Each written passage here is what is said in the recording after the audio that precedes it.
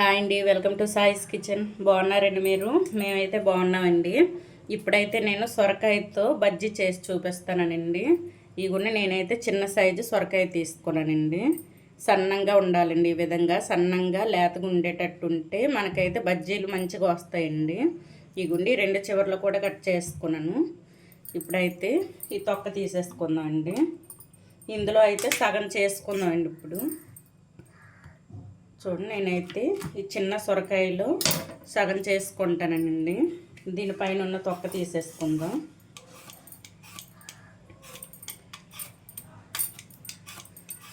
ఈ విధంగా సన్నంగా ఉంటే మనకైతే మంచిగా వస్తాయండి బజ్జీలు అయితే. ఈ మీద తొక్క మొత్తం తీసేసుకోవాలి.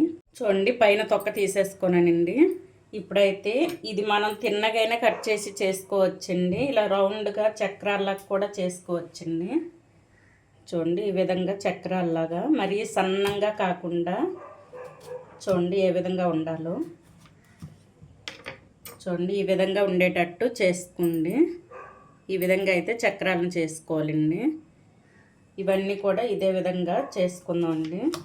చూసారా, ఈ విధంగా ఉండేటట్టు అన్నీ కూడా ఈ విధంగా చేసి చూపిస్తానండి. చూడండి, ఈ విధంగా అయితే చేసుకోవాలండి చక్రాల్లాగా. ఇవి బ్లాక్గా అవ్వకుండా ఉండడం కోసం ఒక బౌల్లో కొద్దిగా వాటర్ తీసుకోండి.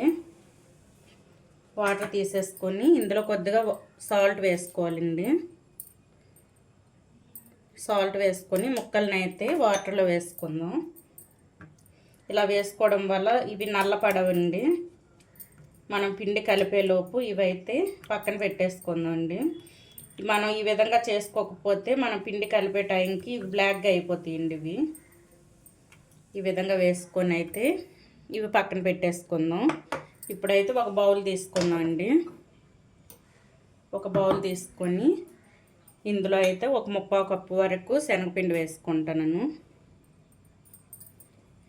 ఇందులో ఒక 1/4 కప్పు వరకు బియ్యపు పిండి అండి. 1/4 కప్పు వరకు బియ్యపు పిండి వేసుకోండి. ఎందుకంటే మనకి ఈ బజ్జీ అనేది క్రిస్పీగా రావడం కోసం అండి. ఇందులోని కొద్దిగా కరివేపాకు తురుమండి. కొద్దిగా కరివేపాకు తురుం, కొద్దిగా ఇగుండి కొత్తిమీర తురుము వేసుకోండి. ఇందులోని వామండి, కొద్దిగా 1 టేబుల్ స్పూన్ వరకు వాము తీసుకొని నలిపి వేసుకోవాలండి. ఈ విధంగా నలిపి వేసుకోవాలి. ఈ విధంగా వేసుకోవడం వల్ల మనకి మంచి టేస్ట్ వస్తుందండి తినేటప్పుడు.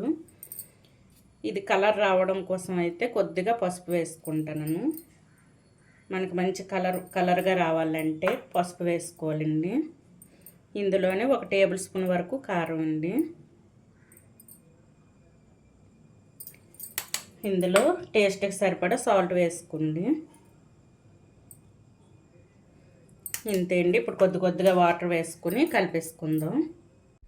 ఇవి మొత్తం ఒకసారి ఈ విధంగా కలిపేసుకోండి. ముందు కలిపేసుకున్న తర్వాత కొద్దిగా వాటర్ వేసుకొని మనకి బజ్జీ పిండి ఏ విధంగా అయితే కలిపేసుకుంటామో అదే విధంగా కలిపేసుకోవాలండి.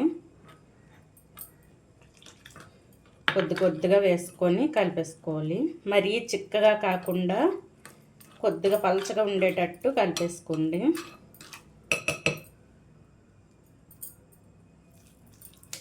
ఈ విధంగా ఉండలు లేకుండా కలిపేసుకోవాలండి.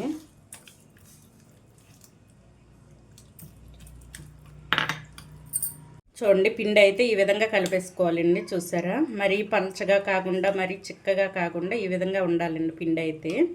ఇప్పుడు ఇది రెడీ అయిపోయింది కదా, బజ్జీలను అయితే వేసుకుందామండి. నేనైతే ఆయిల్ కూడా వేడి చేసేసుకున్నాను. ఇప్పుడైతే బజ్జీలను వేసుకుందాం.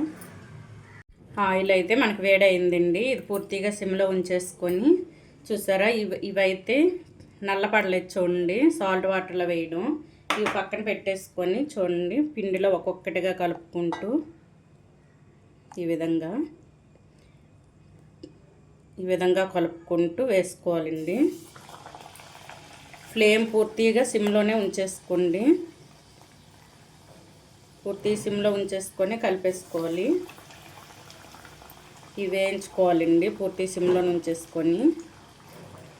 తర్వాత కొద్దిగా మనకి పచ్చితనం పైన పోయిన తర్వాత అప్పుడైతే మనం మీడియంలో ఉంచేసుకుందాం. అన్నీ కూడా ఇదే విధంగా వేసుకోవాలి.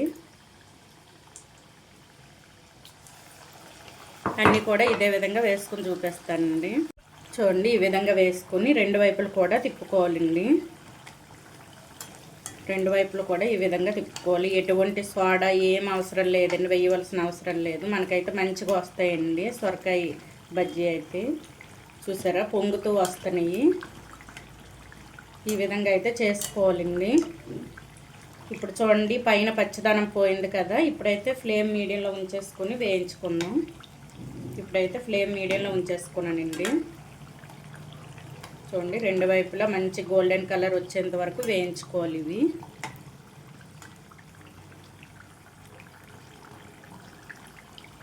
చూడండి, మనకైతే సొరకాయ బజ్జీ రెడీ అండి. ఇవైతే మనకి చూడండి మంచి కలర్ వచ్చాయి. ఇప్పుడైతే ప్లేట్లో తీసేసుకుందామండి. ఇవి చూసారా, పొంగుతూ వచ్చాయి. మనం ఎటువంటి సోడా ఏం వేయలేదండి, కానీ మంచిగా వచ్చాయి. చూసారా, ఈ కలర్లో వచ్చేంత వరకు మనం అయితే వేయించుకోవాలండి. మీడియంలో సిమ్లో ఉంచేసుకొని వేయించుకోవాలి. చూసారా, ఉన్న ముక్కలు కూడా ఇదే విధంగా వేయించి చూపిస్తానండి. చూడండి, సొరకాయ బజ్జీ అయితే మనకి రెడీ అయిపోయిందండి. ఈ విధంగా అయితే చేసుకోండి ఇంట్లో. పిల్లలు స్నాక్స్ అడిగేటప్పుడు సాయంత్రం టైం అప్పుడు ఈ విధంగా చేసి పెట్టండి. సొరకాయతో చేసిన రెసిపీ కదండి, ఇది మంచిదే అండి. చూసారా, మంచిగా వచ్చాయండి. చూడండి,